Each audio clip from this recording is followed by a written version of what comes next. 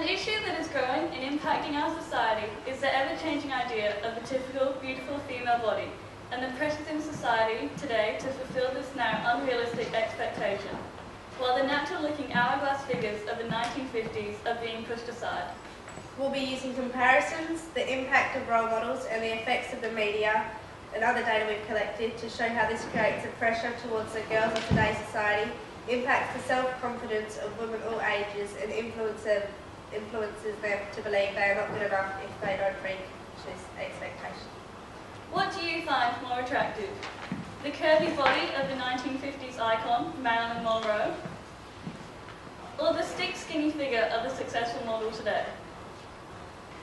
This is what the idea of a female's perfect body image has been manipulated to.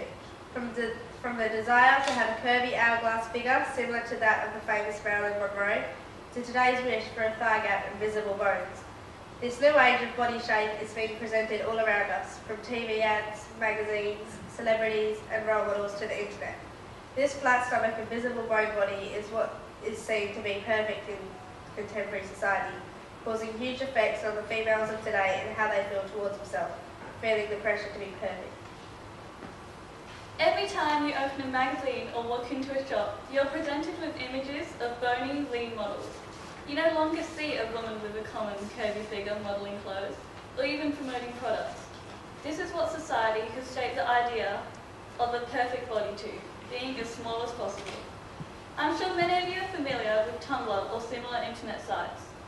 This pressure to be skinny is plastered all over there, with posts about wanting visible bones, a thigh gap, and to wish they were skinnier, reaching over 140,000 notes. Advertising in the internet are evidently some of the main factors contributing to this newfound version to be thin, since this is what we are exposed to every day. And due to this, since advertising, this is what society accepts now, and the curvy sizes from 12 to 18 is classed as a plus size, which is clearly no bigger than the average woman. This affects girls of all ages, as they do not want to be labelled in this category, and therefore push themselves to dangerous lengths to get themselves smaller and into the socially accepted sizes. For many who want to attain the talked about US size 0, the size many models of today have reached, this measures a minuscule 76 centimetre bust, 56 centimetre waist, and 81 centimetre hips, similar to the measurements of a prepubescent girl. For many women and girls, it's simply not reachable without dangerous dieting and unhealthily low intake. And that's the 56 centimetre waist. So that's like how big you meant to be able to squeeze into, which is really hard. Another factor contributing to this new desire to be skinny are the role models teenage girls look up to and aspire to be.